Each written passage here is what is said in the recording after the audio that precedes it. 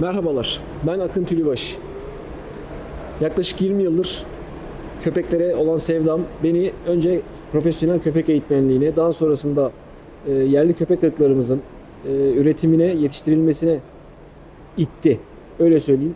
Ve bu zaman zarfında da e, kendimi geliştirerek önce Boskenal adıyla üretici oldum. Daha sonrasında Dünya Anadolu Köpek Irkları ve Kinoloji Derneği'ni ekibimle birlikte kurdum. Arkadaşlarımla birlikte derneğimi kurdum. Yaklaşık 8-10 yıldır faaliz.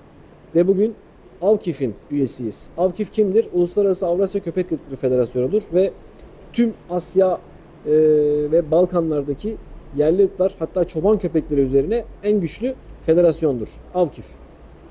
AVKİF'te Dünya Köpek Federasyonu olarak değerlendirebileceğimiz, dünyada en yaygın olan, yaklaşık 30 yıl önce kurulmuş, kurucusu Maria Eugene Ribeles olan Dünya Köpek Irkları Federasyonu diyebileceğimiz Alliance Canine Worldwide'da üyedir. Alyans bir vakıftır ve AVKİF'in başkanı Mustafa Alpara bu vakfın bir delegesidir. Ben de bu vakfın çoban köpekleri konusunda yetkilendirilmiş komisyon başkanlarından bir tanesiyim. Ömrümü bu işe verdim. Yaklaşık yaşımız 40'ı geçti, öyle söyleyelim, tam yaş vermeyelim. Uzun yıllardır bu işle ilgilenirim ve dünyanın birçok ülkesinde de tanınıyorum. Şimdi sizlere değinmek istediğim konu bugün Türk çoban köpekleri. Öncelikli olarak şunu söyleyeyim. Türk çoban köpeği bir ırk ismi değildir. Anadolu çoban köpeği de bir ırk ismi değildir. Terminolojiyi hep yanlış anlattık. Hep yanlış kullandık. Tüm toplum olarak söyleyebilirim bunu. Ancak gerçeği şudur. Ülkemizde şöyle bir olay var arkadaşlar. Şimdi bütün köpekleri kangal zannettik. Veya bütün iri köpekleri sonradan malaklı zannetmeye başladık. Veya boz çoban köpeğinin sadece bir renkten ibaret olduğunu zannettik. Bütün uzun tüylü köpekleri Kafkas çoban köpeği melezi zannettik. Hep yanlış yönlendirmeler yüzünden. Şimdi burada değinmek istediğim konu şu arkadaşlar. Müsaadenizle notlarımı da göz gezdiriyorum. Verimli bir video olmasını istiyorum çünkü. Şimdi dünya köpekleri yıllar önce farklı bir şekilde sınıflandırmaya gayret etti. Ancak en sonunda köpeklerin başta kafa yapısıyla, sonra kuyruk yapısıyla, sonra iskelet yapısı, kemik yapısı, kasları, rengi, tüy yapısı, karakteri, daha sonra sırasıyla bu şekilde köpekleri sınıflandırmaya başladı. Neden? Şimdi örnek veriyorum. Bir köpek düşünün, bu. Bunun aynısını üretmek istiyorsunuz. Şimdi hepsi birbirinden farklı bir çorba haline gelmiş köpeğin içinden aynısını çıkaramazsınız. Bu gittikçe çorbalaşmaya devam eder. Aynısını istiyorsanız bu safkanlaştırmak gerekir. Safkan kelimesi aslında çok köpekler üzerinde çok fazla kullanılması doğru bir şey değildir. Çünkü bizim yerli köpeklerimiz zaten binlerce yıldır gelen doğal köpeklerdir. Doğal eşleşmelerle gelmişlerdir. Ancak köpeklerimizin içerisinde belli başlı tipler mevcuttur. Bu tipleri bugün ırk diyebiliyoruz. Çünkü uzun zamandır bir ıslah sürecinden geçtiler. Biz bunları keşfettikten sonra neyi keşfettik peki? Kinolojiyi. Kinoloji ne diyor bize? Kinoloji bize şu ayrımı gösterebiliyor. Siyah renkli Alman çoban köpeği ile siyah renkli Belçika çoban köpeği Groenendal, ikisi yan yana geldiği zaman, bunlara baktığımız zaman ikisi ayrı ırktır. Bu bir. İkincisi Sibirya Husky ve Alaskan Malamut. İkisini yan yana getirdiğimiz zaman ne diyoruz? Farklı köpekler. Ama çok benziyorlar. Cane Corso ile Perro de Prese Canario'yu yan yana getirdiğimizde renkleri de aynı olursa. Diyelim ki Brindle. İkisi de çizgili. Yani Türkiye'deki yerel dille çapar. Bu köpeklerin ikisini yan yana getirdiğimiz zaman ne olur? Birbirine çok benziyorlar. Ama ayrı ırklar. Kökenleri de ayrı. Ta 1000 yıl geride bir ortak ata vardır. Bu işte kinoloji arkadaşlar. İki tane Cane Corso eşleştiğinde Prese Canario çıkmaz. İki tane Husky eşleştiğinde Malamut çıkmaz. İki tane siyah Alman çoban köpeği eşleşmesinden Belçika çoban köpeği çıkmaz. Bu bunların bir ırk olduğunu gösteriyor. Ama bunlar yüzyıllar geriye gittiğimiz zaman çoğu ortak ataya sahiptiler. Hani monoser grup ayrı, işte diğer kurt türü köpekler ayrı, ama bir şekilde ortak ataya sahipler. İnsanlar bunları sınıflandırarak ırk haline getirdi. Yani şu düşünceyi kafamızdan atmamız lazım. Bizim köpeklerimiz 1000 yıldır kangaldı. Sadece kangaldı. Anadolu'da işte içine mastif girdi, Kafkas girdi, o girdi, bu girdi, diğer köpekler türedi. Hayır. Bunun bir ispatı yok arkadaşlar. Evet, Kangal köpeğimiz bizim form olarak kurda en yakın köpektir. Ama görünüm bu DNA ile daha sonra açıklanabilecek bir şeydir. Reel olmamız lazım. Ancak bu şunu kimsenin şunu iddia etmesine de müsaade etmeyiz. Biz köpeklerimizi başka bir yerden almadık. Başka bir yerden de gelmedi.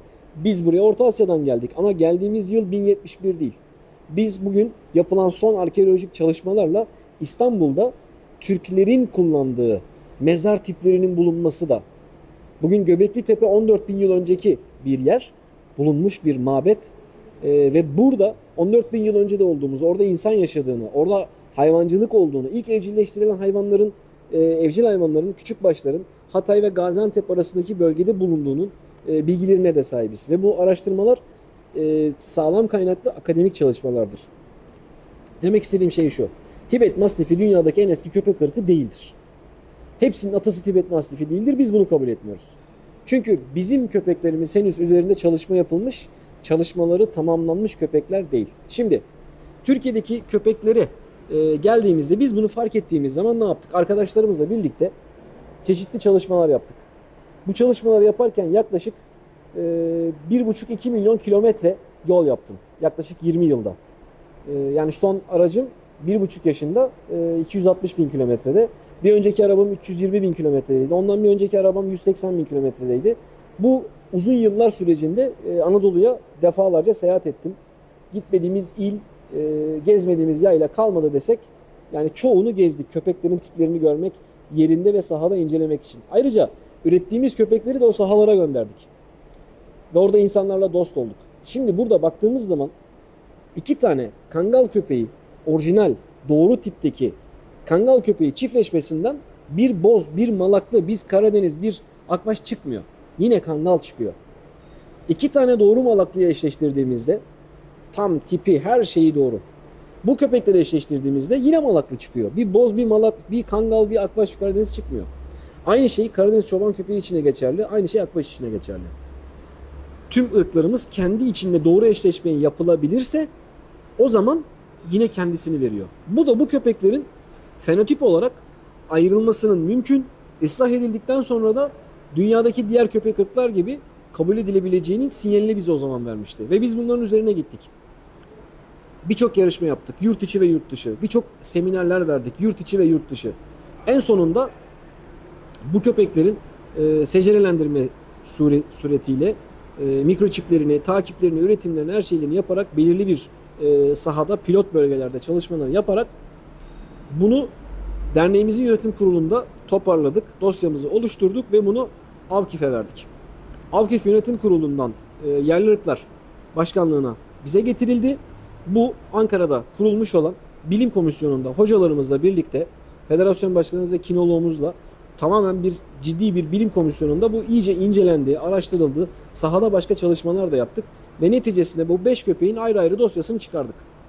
Bu dosyalarda İngilizce olarak, bir diplomat İngilizcesiyle bunlar düzgünce çevrildi ve Allianz Canin Worldwide'a teslim edildi. Allianz bunu belirli bir süre inceledi, çalışmalarını yaptı. Bize bazı geri dönüşleri oldu.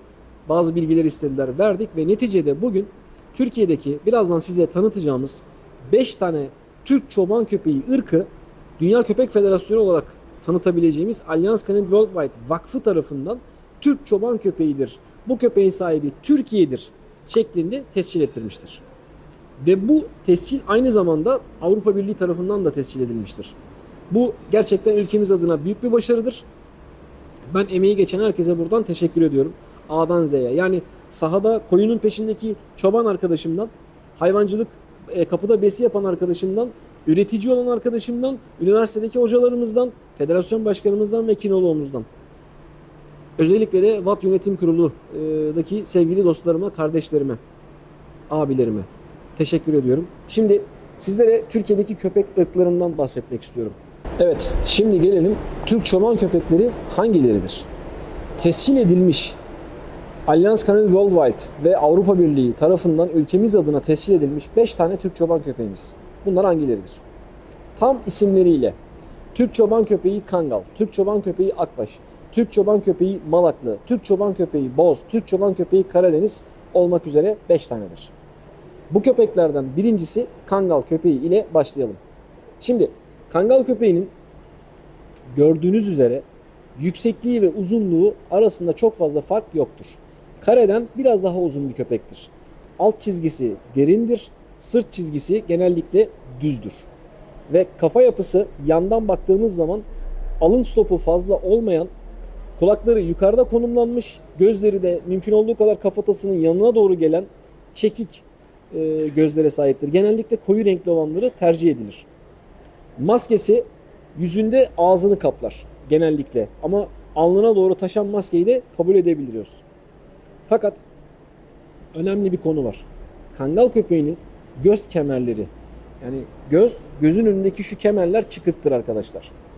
Bu da ağız ile kafatasının birleşme noktası olan göz kemerlerinin genişliğinden ötürü köpeğe karşıdan baktığımız zaman Kangal köpeğine kurdumsu bir kafa yapısına sahip olması demektir.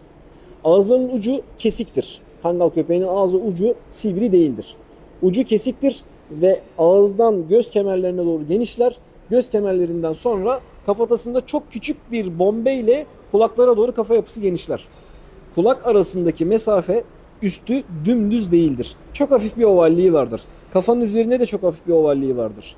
Yani tamamen düz gibi düşünmemek lazım. Zaten o şekilde düz bir kafa yapısına sahip köpek ırkı yoktur. Bizim köpeklerimiz içerisinde en azından. Bizim köpeklerimiz yani Türk çoban köpeklerinde düz gibi görünür. Böyle söyleyelim, daha doğru bir tanımlama olsun.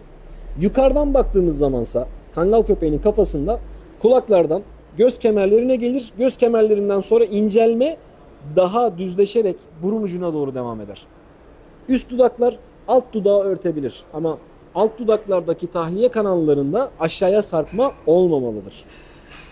Kafadan başlayan tüm vücudu saran postu, tüyleri gergindir arkadaşlar. Sallanmaz çok fazla. Şurasında çok az bir gerdan olabilir. Çok az bir gerdan. Ancak bu gerdan kesinlikle sarkık, dökük, ön tarafı oynayan bir post değildir. Köpek yürürken, hareket halindeyken post üzerinde çok fazla hareket etmemelidir.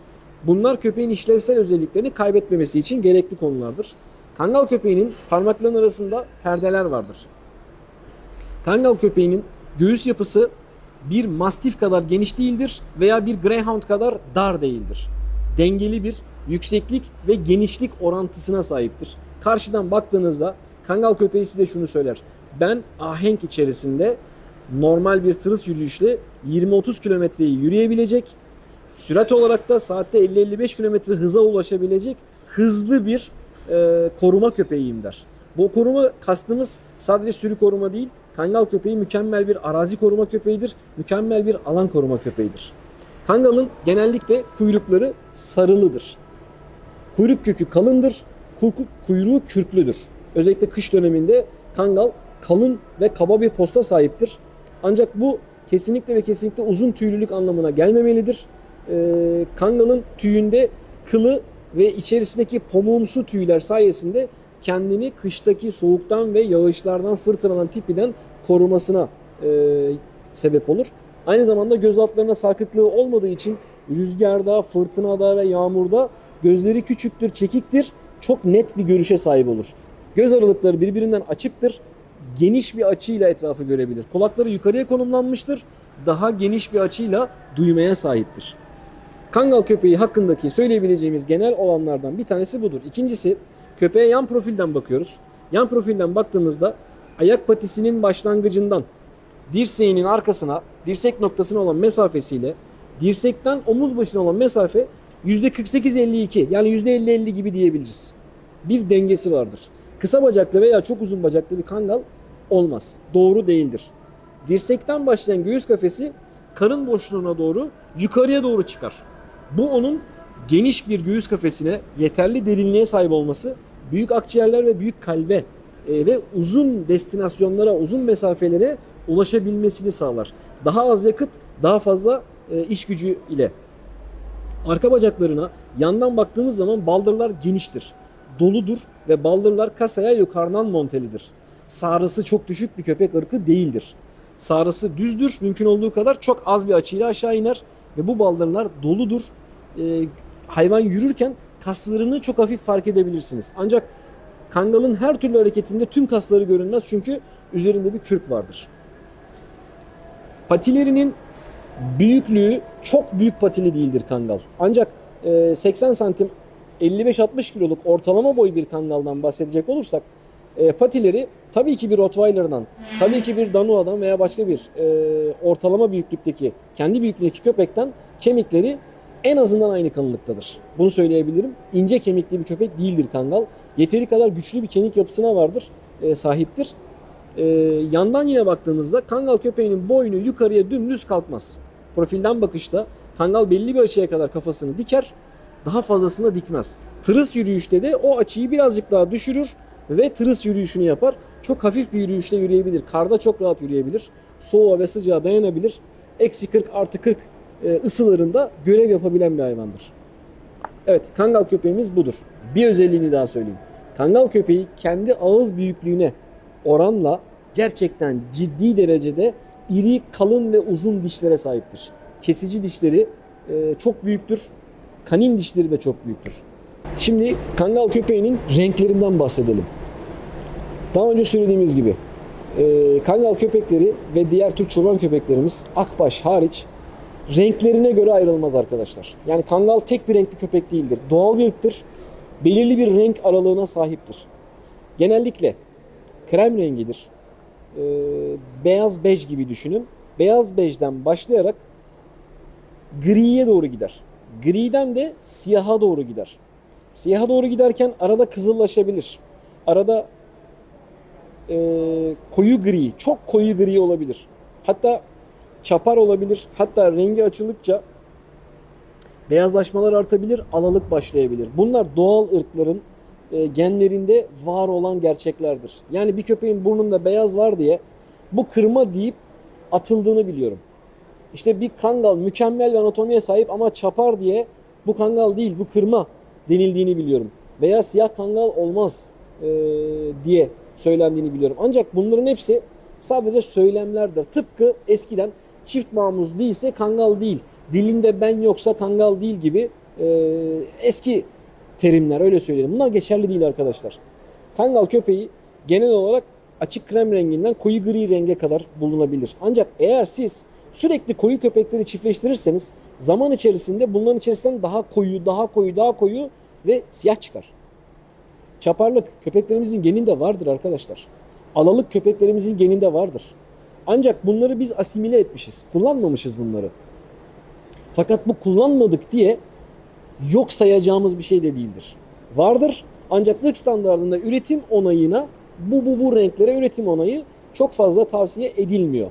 Ancak çok düzgün anatomiye sahip kara renkli, çapar renkli veya ala aynı zamanda karakteristik özellikleri çok iyi olan bu köpeklerden varsa birkaç batında bir arada kullanılabilir. Bunu da söyleyebilirim.